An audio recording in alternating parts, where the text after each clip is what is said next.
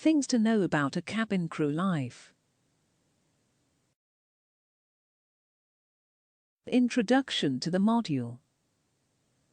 A flight attendant or a cabin crew career is one of the most fascinating careers one can ever pursue. In this case, a lot of variables matter while continuing this career.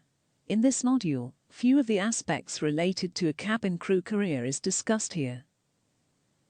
Topics to be covered in this module are: basic aspects of cabin crew career, determining flying hour, corporate flight attending, factors to be considered, dress codes and work rules, the domicile system, aspects of seniority, technical knowledge, complications of the job. Basic aspects of cabin crew career.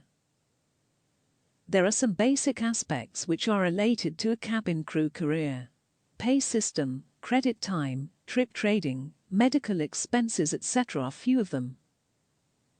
These are discussed below. Pay system. Pay generally, but not always, is determined by a negotiated contract. A guaranteed base pay provides for a set number of flight hours per month. You can fly more if extra trips are available. Fly time is block to block, that is to say, gate to gate. The beginning of the flight is marked by the removal of blocks from beneath the wheels of the aircraft. The end comes with the placement of blocks beneath them at the arrival gate.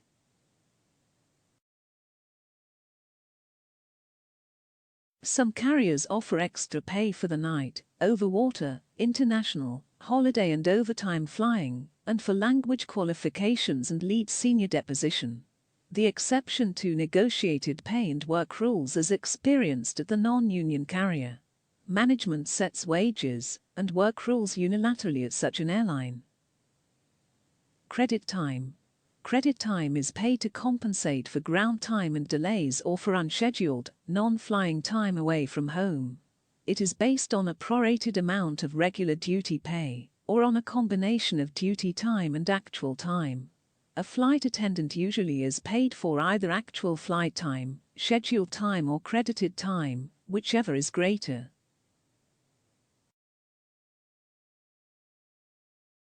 Per diem pay. Expense money. This is compensation for expenses incurred for each hour away from the home base. This pay is tax-free and comes to around £360 to £480 a month, with different pay rates obtaining for domestic and international trips. Other benefits.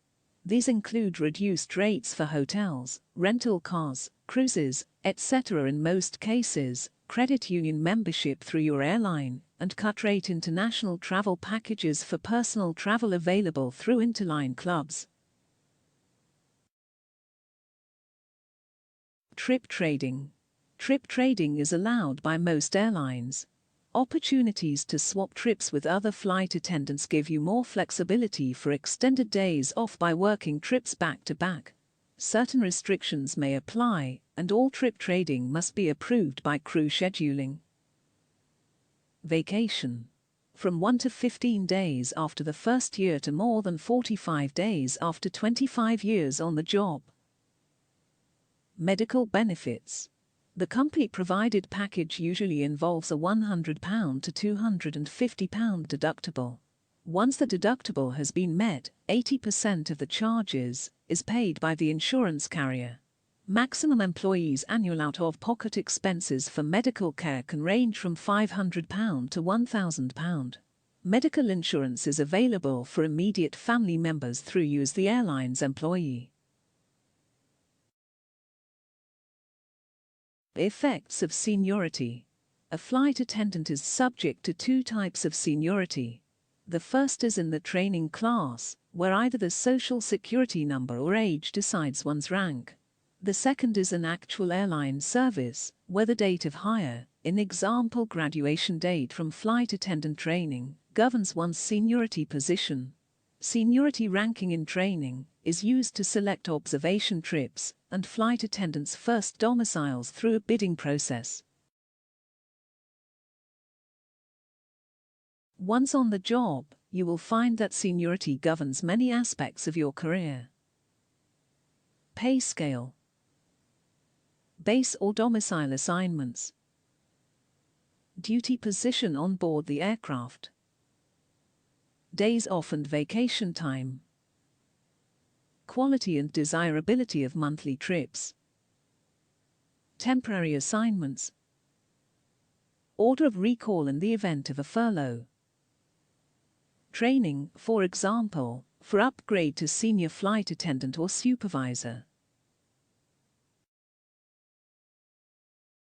Your seniority will be considered under the headings of your domicile and the entire airline system, with the former affecting such items as work schedules and positions, and with the latter determining pay scale, transfers to other domiciles, and other matters. Negative factors. Waiting in airports, staying in hotels, and eating meals aboard airplanes and in restaurants are routine for flight attendants. These are the aspects of the job that can become humdrum unless you like being on the go so much that even a meal aboard your plane does not become old hat. For many people, hotels and restaurants are exhilarating. A negative becomes a positive. Along the same lines, the constant flying takes a flight attendant to many different cities and parts of the nation, or of the world. Here, too, is an opportunity for the adventurous.